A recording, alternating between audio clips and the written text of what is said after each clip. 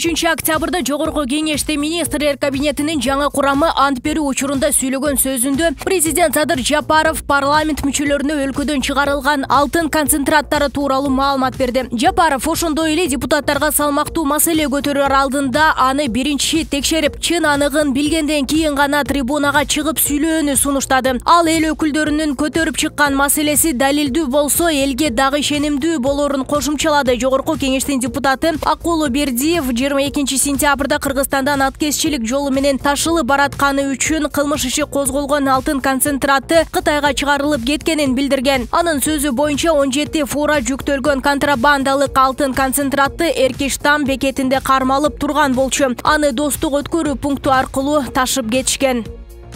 Россия өкмөтүнүн төрагасы Михаил Мишустин Акылбек Жапаровдун министрлер кабинетинин төрагалыгына дайындалышы менен куттуктады. Бул туурасында өкмөттүн маалымат кызматынан кабарлашты. Ал Россия жана Кыргызстанды достук, өнөктөштүк жана союздук мамилелер бириктирип турарын айткан. Өкмөттүк линия боюнча биргелешкен активдүү иштер практикалык кооперацияны мындан ары чыңдоого, жаңы өз ара пайдалуу демилгелерди илгерилетүүгө өбөлгө түзөт деп ишенем деген Мишустин. Россия өкмөтүнүн төрагасы Жапаровго чын ден соолук, бакубаттуулук жана жооптуу кызматта ийгиликтерди каалаган.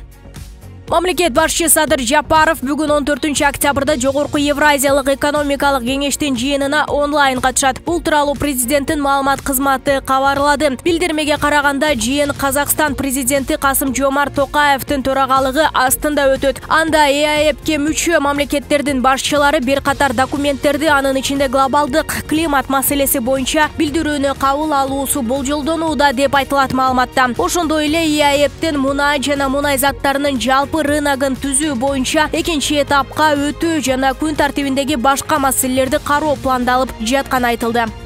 Жамааттык коопсуздук келишими уюму 22-23 октябрда Тажикстандын Ауганстан менен чек арасына жакын аймагында биргелешкен аскердик машыгуусун өткөрөт. Бул тууралуу Кремлдин басма сөз катчысы Дмитрий Песков 13 октябрда журналисттерге билдирди. Ал уюмдун ыкчам аракеттенүүчү күчтөрүнүн бул машыгуусу абдан маанилүү экенин, мындан аскердик иш-чара Ауганстандагы кырдаалга байланыштуу чөлкөмдө тынчсыздануу күчөп жаткан шартта өтүп жатканын кошумчалады. Жакында ЖККнын президенттери Ауганстандагы кырдаалдын өнүгүшүнө камтамашчылыгын билдиришкен. Алар кырдаалды алдын ала жоромолдош кыйын экенин баса белгилешип, ЖКК сак турушу керектигин айтышкан, деди Песков. Жамааттык коопсуздук келишими уюмуна Ауганстан менен чектешкен Тажикстандан тышкары Кыргызстан, Казакстан, Армения жана Беларусь мүчө. Өткөн айда уюмдун 3 күндүк машыгуусу Кыргызстанда өткөн эле.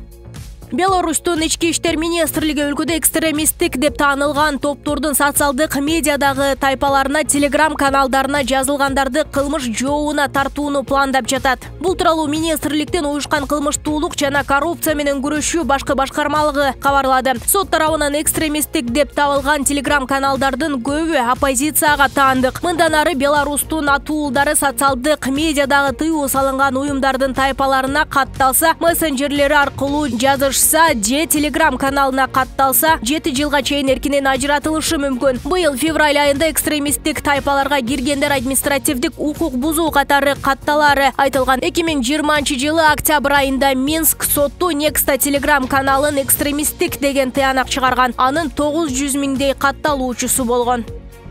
UFC мушкери Рафаэль Фазиев Кыргызстандан кетет. Спортчу бул тууралуу бүгүн өзүнүн Instagram баракчасы аркылуу тараткан видеосунда айтты. Мушкер мындай кадамга барышына анын дин тутуу укугуна карата Кыргызстан муфтиятынын кийлигишүүсү себеп болгонун белгилеген. Ал ошондой эле миңдеген кыргызстандыктар тарабынан социалдык тармак аркылуу анын жеке жашоосуна, үй бүлөсүнө карата акарат сөздөр менен басым жасалганын билдирди. Мен эч кандай пропаганда жүргүзгөн эмесмин. Көптөгөн Instagram колдонуучулар сыяктуу эле өзүмдүн жашоомду көрсөткөм. Бүттү, мен Кыргызстандан кетем. Паспортум гана кыргызстандыкы болбосо, эми менин бул өлкө менен эч кандай байланышым болбойт. Үй бүлө менен жакынкы күндөрү бул өлкөдөн чыгып кетем. Мындан ары Кыргызстандын желеги менен чыгууну токтотом деген ал. Эске салсак, спортчу жакында эле Кыргызстанга келип, Бишкекте күйөрмандар менен болгон жолугушуусунда Кыргызстан мекени экенин, эч жака кеткиси келбегенин, ушул жерде калып, ушул жерде карыгысы келгенин билдирген эле.